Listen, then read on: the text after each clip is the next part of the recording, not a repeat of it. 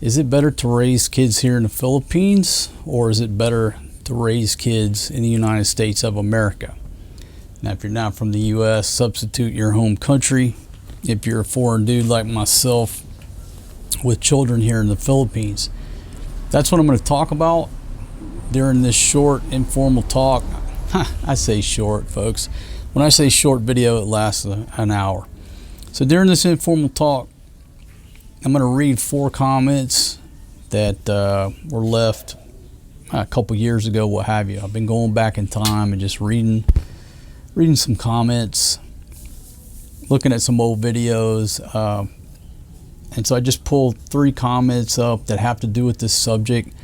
I talk about it on, I don't want to say a routine or frequent basis, but from time to time I bring up this same topic because there's a lot of you out there, old single dads, as I call us, that are in the same boat, and we're constantly reevaluating and evaluating and quarterbacking and just going over, are we doing the right thing for the children? So those of us who are here in the Philippines, we're constantly second guessing ourselves and say, you know, should I pack up and move these kids to America and raise them in the United States? Am I not doing the right thing? And I'm sure there's a lot of you sitting in America thinking, you know, with all the problems going on in America right now, would these children be much better off being raised in the Philippines? And there's obviously different sets of values. There's obviously different standards of academics. And so this is something that I talk about every now and then as comments come up or just thoughts come up. And the first time I did this talk and asked people what they thought was years ago. And I thought it was going to be a very lopsided argument. And I was wrong. It was about a 50-50 split back then. This was before the lockdown. I can't remember exactly what year. But I thought it would be an uneven opinion, but it wasn't. 50-50 right down the middle. 50% had a valid argument why you should raise the children in the U.S. 50% had a valid argument saying, no, you're crazy, you need to raise them in the Philippines. And I learned a lot from every video I do, and I talk about this. I learn a lot from you. Some comments reassure me that I'm doing the right thing, and other comments make me second guess myself and say, damn, that's a valid point. What the hell am I doing here? Our situation here, Maria started going to school in Angeles City. Went to a little small private school run by the church. She went there a couple years, and then we moved down to Fatima's hometown. They went to a little private school there, and a wonderful little school, wonderful people. But in my opinion, it's more focused on having a good time, song and dance, putting on plays and presentations, and a lot of what the schools here are known for. There's not a huge focus on academics. It like takes a back seat to all of the other activities. So if you're a child, it's wonderful, wonderful atmosphere to grow up in. They're having a great time. But not much on academic structure or discipline. Kids just running everywhere. Again, wonderful for the child, but not so much from a parental standpoint as far as academics. We come up here, the school that Maria's going to now, it's also a private school, but it's like night and day. Everybody's in their seats, in their desk. The teacher's at her desk or in front of the class. It's like a classroom is supposed to run. There's discipline. Kids aren't running all over the place. It's about academics. And so it makes me happy. Now, to compare that to what's going on in the United States and the education that they can receive in the United States, this school here is competitive, but all the public schools, the little small private schools way out in the province, they can't compete with the curriculum in the U.S. But what's the problem? The problem is the social problems going on in the United States. That's the problem. You know, metal detectors, the violence in the schools. We don't deal with that crap here for the most part. bullying, all that stuff, it's a non-issue compared to what's going on in America. So let me get to, man, that sun is cooking me. I always get out here too late. I'm just gonna get cooked. Okay, so the hot sun out there ran me indoors. It's not a covered patio, so that sun was just beating right down on my head. Should have got started early. So in addition, in my situation, it goes beyond just academics and the normal things around the school. So with my daughter, it's about the academics, but it's also about, you know, how she's going to be raised and the values that she's going to learn at that particular school. Let's face it, our kids go to school for what, 8 hours a day, give or take an hour or two. That has a lot of programming on them. They're not always around us. We're putting a lot of trust in teachers as to how they're programming our children. That aspect has a lot to do with the risk of putting your kid in a school in the United States today, because what's been going on, you know, over the past 5 or 10 years, there's not much I agree with. And look, I ain't been there in a long time. I just hear tidbits and bits and pieces. I didn't know what DEI was, if I said that right. I think it's DEI. Until a couple years ago, I was on a swimming pool at a resort over in Cebu. Shout out to you, man. You're questioning me about, you're dropping about 100 questions on me. I never did tell you that, you know, I'm world famous on YouTube. I just wanted to chill out with my buddy in the pool, and you were running a lot of questions on me, and I was being evasive. I get it. But he asked me the question, you know what this DEI is? And telling me this and that. I'd never heard of it. I didn't know what the guy was talking about.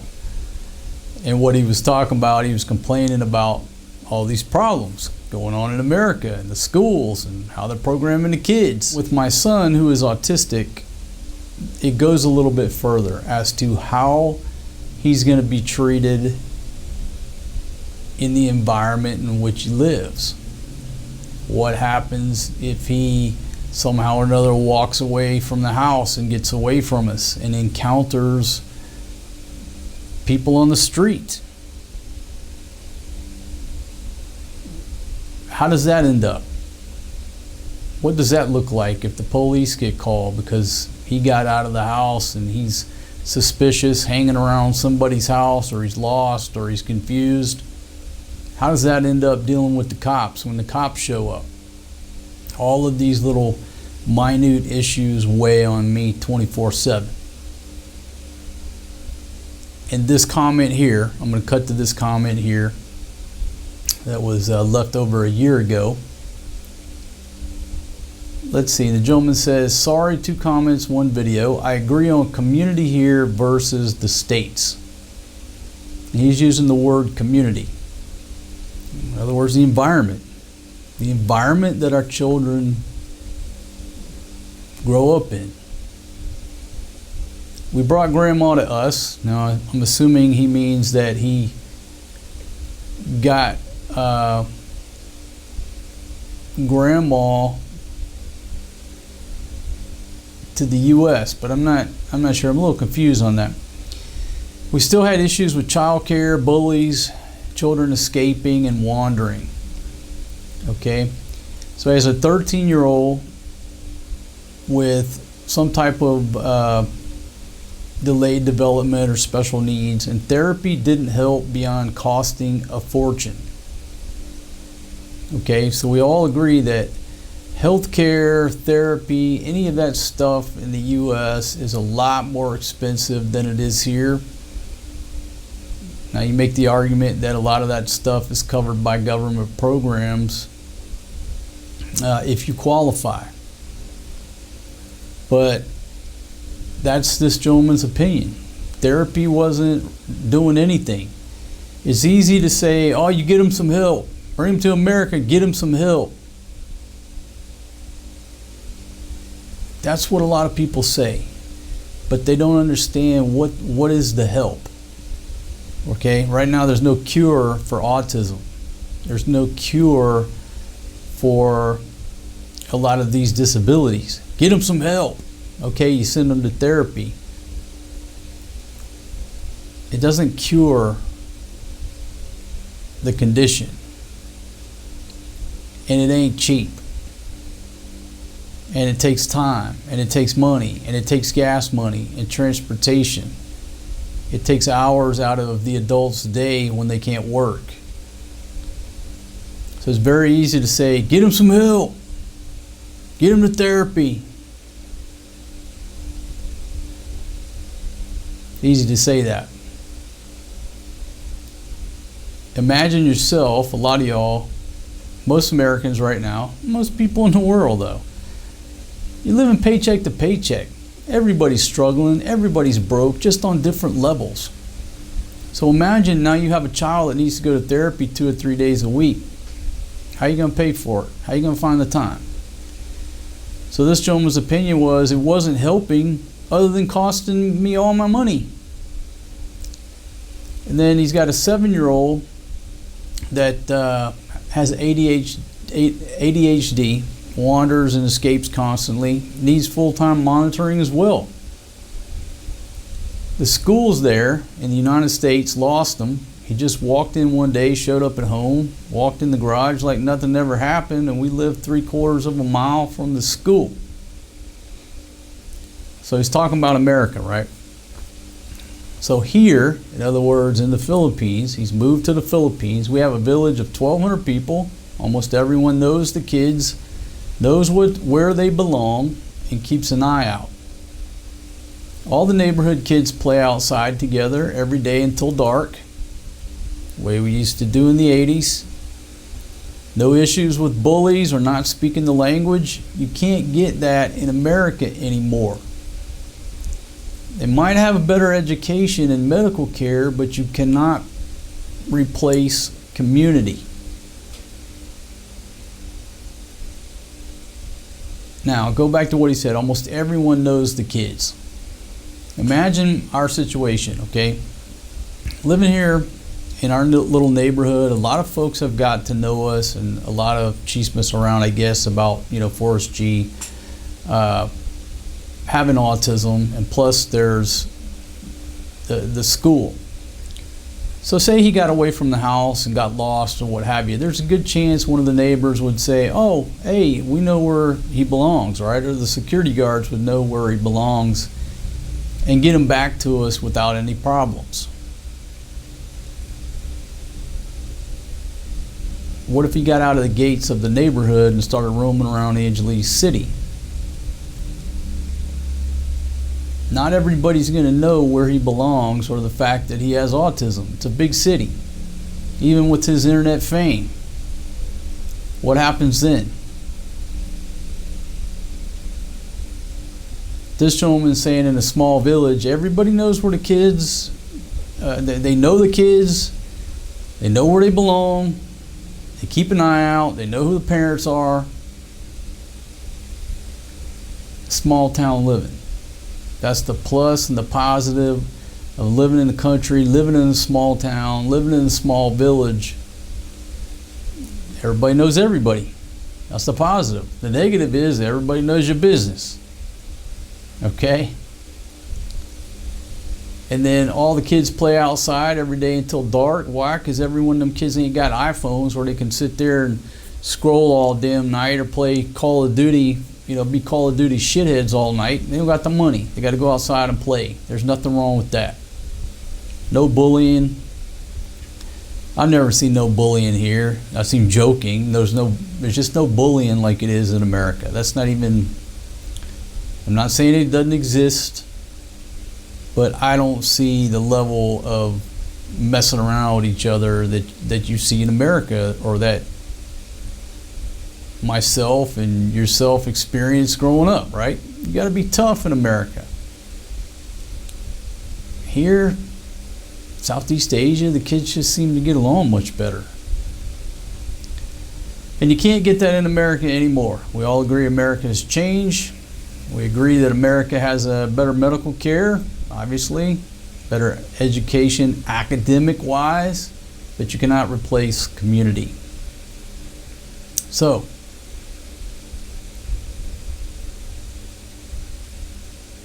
it's a lot, in my opinion, as far as my son's situation. What I'm coming to the conclusion, I already knew this, but it's much safer for him to be living in her small town, a small town like that. We lived there for 2 years, pretty much, I wouldn't say everybody in town knows us. Most people do. Everywhere we go, everybody shouts Maria. She knows everybody. And they know Forrest G, and if he got loose, somebody would know him and know where to bring him back to. And maybe the police don't know him, but if and as he got older and bigger and taller, I would take him over there to the police station once a week where they know who he is. Hey, this is my son. He's got autism. He doesn't talk. Y'all know where we live. If something happens and he gets out and you see him, just bring him home. Understand him. He doesn't talk. And it wouldn't take too much effort for everybody to know that. Where in a city like this, or Manila or anywhere like that, people don't know each other. You don't know your neighbors. Don't know who your neighbors are. Nobody's looking out for you. And so I sit here in Angeles City right now and I question myself, did I do the right thing by moving up here? Did I do the right thing? My daughter's learning a lot more. Every day when she comes home from school, I ask her, what'd you learn? And she spits something out. She learned something. And of course, she loves his school too. But in the long run, does the bottom sentence also apply to places like Manila or Angeles City or Cebu City? They might have better education and medical care, but you cannot replace community. So,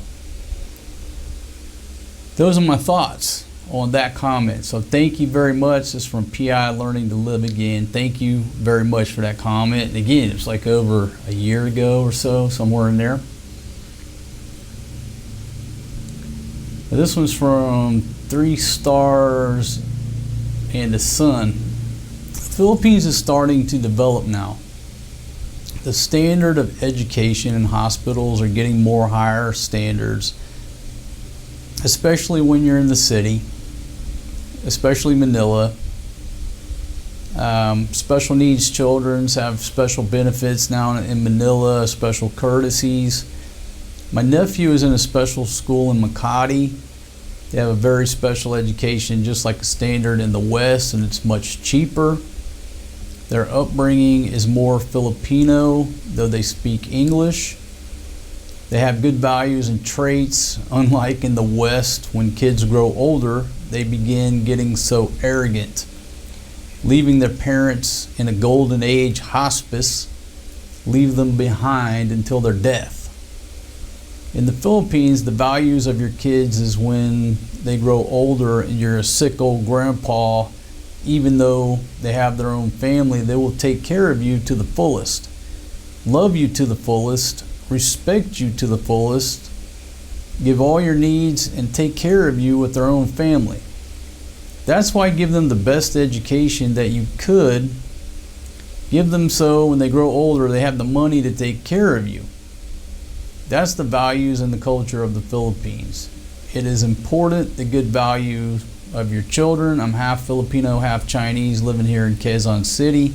Been in Korea till I reached 15, then shifted here to the PI.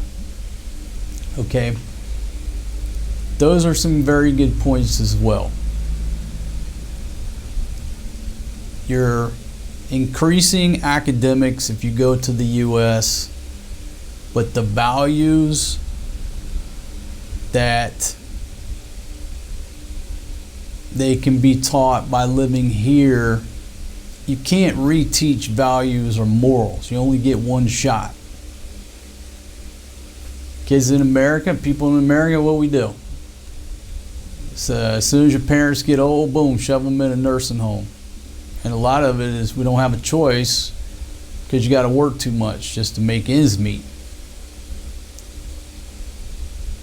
In the Asian community, for the most part, they take care of you.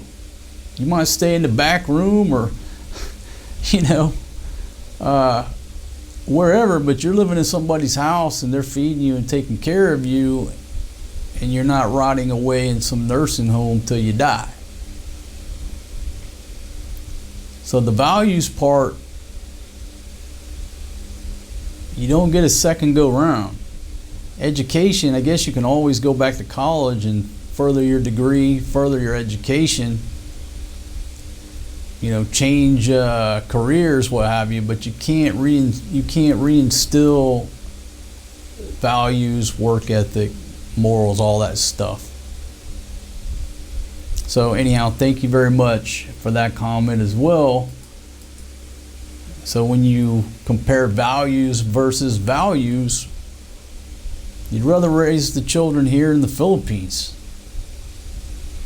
And that's hard to say, coming from a guy from my generation. I don't think there was anything wrong with my generation. There is anything wrong with my generation. But today's generation in America, they're like aliens to me. I don't speak their language. I have no idea how they think, their thought process. It might as well be from another planet. All right, this is from Gary. This is a little comical and not exactly tied into it, but I just saved this comment. Pros and cons of building a house in the province. Pros: you don't have to pay rent. Probably save you $300 or $400 a month. Since your old lady is from there, you can probably get a smoking deal on land. It's a good investment for your children later on in life. Good for keeping your children connected to their roots. You can get something with some coconut trees so you can make coconut wine. Cons: 10,000 turns into 10 million when your wife has to have a castle. You have to see the in-laws all the time. Everyone in town spins stories about what's going on at the foreigner's house. Good education for kids might be a problem. Wife spends all your money, kicks you out for a younger model, and you end up living in a nipa hut, getting drunk all the time on coconut wine because it's free. So thank you very much, Gary, for that comedy relief there. Okay? But there's a lot of truth to it. Everybody in town talking about you. You're seeing your wife's family all the time. We just talked about the education is not on par with the bigger cities. And you get sideways with your wife, she will kick you out and you'll lose everything. That's another topic. Now, was there one other comment? Oh yeah. So that's the comic relief. Here we go. This is from Paul. I'm an American and former teacher at an international school. My wife's family teach in both public and private schools, and here's my opinion. Number one, early childhood education is about social interaction, which is vital. You can teach your kids Montessori style education at home. I would recommend this style. Let's see, talking about online is not worth it. And again, this is years ago, I think, when the schools were still shut down. As they get older, check out the IB diploma, which is recognized worldwide. English is recognized as a language of the government, courts, and education, but many public schools, as well as presidents, revert to Tagalog because the kids are more familiar. Let's see, Brent School in Baguio, Manila, Olongapo have a very good reputation. Early childhood education is about social interaction. So at the beginning of this video, I was talking about how her little school down there was more about social interaction. A lot of these schools, that's what they're about. They're about social interaction, doing coordinated, dancing or singing or putting on some type of show with costumes, music. Well, this gentleman who's a teacher, his opinion is that's what it's about. Don't worry about academics till they get a little bit older. Maybe he's right. Maybe I'm too concerned about academics. Because if we I took a poll from Maria and Fatima. And they're both in agreement that our lifestyle living down in her little small hometown was a much better lifestyle than living this suburban lifestyle in this $1 million neighborhood. When I put videos on with Forrest G watching our videos of going to the beach or going to the village, he sits there and he focuses on it like he's missing it. I just talked a bit about this in a previous video. He's looking at the TV like, hey, what the hell happened to that life? Now we're up here in this $1 million neighborhood. Is totally different, living the suburban lifestyle. So I'm sort of in a quagmire. I'm in a quagmire. It's like academics versus social interaction. I guess it would be and community. So you got academics here, you have social interaction, values, and community over here. Which wins? And so it goes back to the original point. Is it better to raise kids in the Philippines or the United States? I would say the United States is academics, the Philippines is everything else. Social interaction, values, and community. In the long run, which one is more important?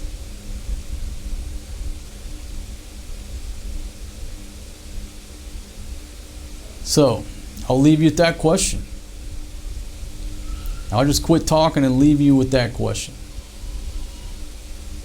And maybe those two locations don't represent the same to you. But I think that's the best way to put it to the vote. U.S. versus the Philippines. Academics versus community and values. The other thing too is that most of us are 10, 20 years older than our Filipino wives and girlfriends. So obviously the probability is we're going to die a lot sooner than them. And then where does that leave? Where do they go from there? They're going to stay in America? Are they going to come back home to the Philippines? What are they going to do? So what I've come to realize is when you think about family, my family, the older people are starting to die off. They're going to start to die off. That's just a fact. The younger members of the family are too busy. Americans are too busy to do anything than they're already doing. So really the focus is going to be on her family. Why? Because there's more of them, a lot more of them, a lot younger that are going to be around a lot longer than me and most of my relatives. That's another thing to think about as well. Unless you're in a position where your wife's lived in America for 10 years, she's got a job, if you take a dirt nap, okay, she chucks you in the clay and then gets back to work on Monday. Maybe she stays.